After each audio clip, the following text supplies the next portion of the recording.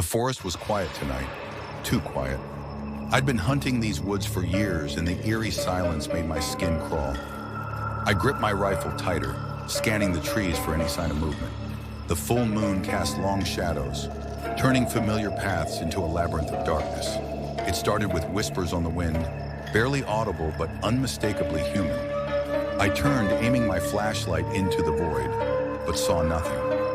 My breath fogged in the frigid air, each exhale a reminder of my growing unease. They say the Wendigo hunts in the dead of winter, a creature of insatiable hunger and malevolent intent. I had always dismissed it as legend, a tale to scare children.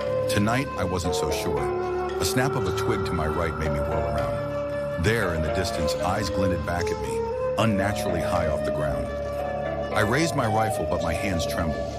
The creature moved closer, its emaciated body towering over the underbrush, skeletal limbs moving with a disturbing grace.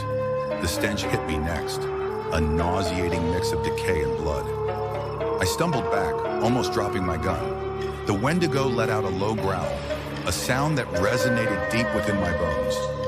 My instincts screamed to run, but my legs felt like lead. With a burst of adrenaline, I fired a shot. The creature barely flinched, its eyes locked onto mine, filled with a terrifying intelligence. It lunged, and I felt a searing pain as its claws raked my arm. I fell, the snow turning crimson around me. As my vision blurred, I realized the whispers hadn't been on the wind. They were in my head, the Wendigo's voice promising an eternity of torment.